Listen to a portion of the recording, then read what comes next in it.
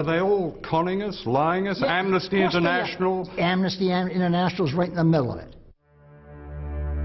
During the 1980s, the years of Ronald Reagan in the White House, a trail of carnage and grief was blazed across Central America. I reported America's war against Nicaragua, which had the temerity to overthrow a Washington-backed dictator, Somoza. The CIA attacked Nicaragua with death squads known as the Contra. Why did Washington attack such tiny countries? Because the weaker they are, the greater the threat. People who can free themselves against all the odds are sure to inspire others. What right have you, when I mean you, the CIA, the United States government, or any foreign power, what right do you have to do what you do in other countries? National security interest. But that's a divine right, isn't it? Because the people that you do it to have no say in this. Yeah, well, that's just tough. We are going to protect ourselves, and we're going to go on protecting ourselves because we end up protecting all of you. And let's not forget that. Right. Right, no, I won't. We'll intervene whenever we decide it's in our national security interest to intervene. And if you don't like it, lump it. Get used to it, world. We're not going to put up with nonsense. And if our interests are threatened, we're going to do it. In Guatemala, the United Nations described the Washington-backed campaign against the Mayan people as genocide. An American Roman Catholic nun, Sister Diana Ortiz, experienced this at first hand as a missionary. In 1989, after speaking out about the brutal treatment of the indigenous people, she was kidnapped. In 1989, November 2nd, I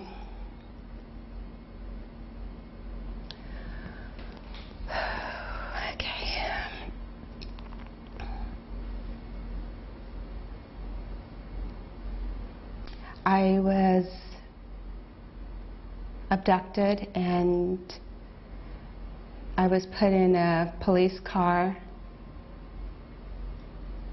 blindfolded and taken to a military installation in Guatemala City known as the Polytechnica, which still exists today.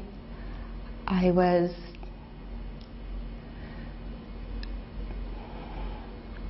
taken to a basement, and I still remember to this day, upon entering the building, the clandestine prison, hearing the screams of people being tortured. Can you stop? For 24 hours, she was tortured and gang raped. During her ordeal, she identified the leader of the gang as a fellow citizen of the United States. I came out a totally different person, but also with new eyes and more attuned to the hurting, the brokenness, the oppression, the deceit of my government. I've heard people say that what happened in Abu Ghraib is an isolated incident. And I have to just shake my head and say, you know, are we on the same planet? You know, aren't you aware of our history? You know, isn't history taught in the classroom about, you know, the role of the U.S. government in human rights violations? By the late 1980s, Washington's policy changed. Dictators like Pinochet were seen as an unnecessary embarrassment. A new and innovative way of controlling nations was launched. Good morning and welcome. It's good to have you all here to help celebrate the launching of a program with a vision and a noble purpose. The National Endowment for Democracy is, just as we've been told, more than bipartisan. The establishment of the National Endowment goes right to the heart of America's faith in democratic ideals and institutions. It offers hope to people everywhere. Like any new brand, it had a snappy name: Democracy. It was largely fake, an illusion of marketing and spin. This brand of democracy meant that whoever you voted for, the policies would be broadly the same, and your country's economy would be in step with the United States. Washington would be your closest friend, or else. In the 1990s, these democracies in name replaced dictatorships in Latin America, with Chile providing the model.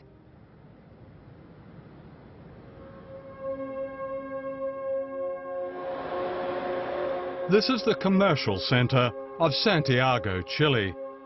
On the surface today, everything seems normal, modern, prosperous.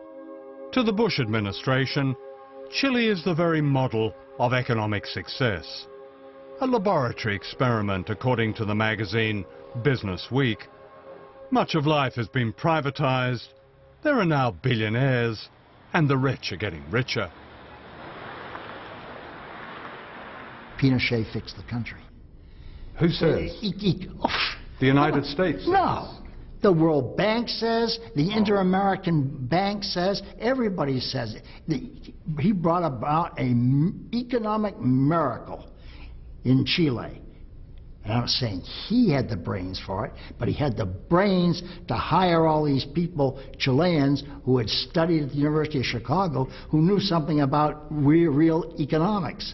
Real economics were advocated by Milton Friedman, an extreme right-wing economist at the University of Chicago.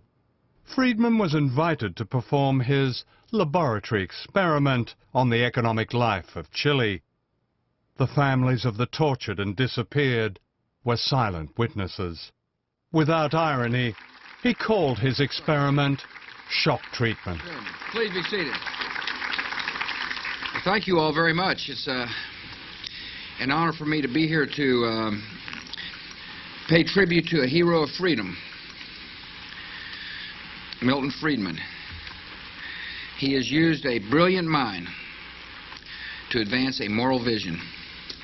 We have seen Milton Friedman's ideas at work in Chile, where a group of economists called the Chicago Boys brought inflation under control and laid the groundwork for economic success.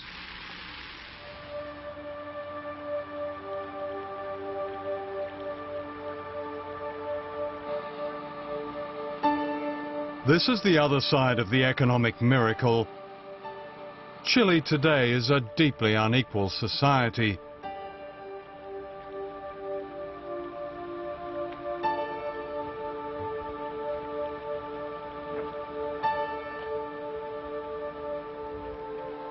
This shantytown is just minutes from Santiago's smart hotels.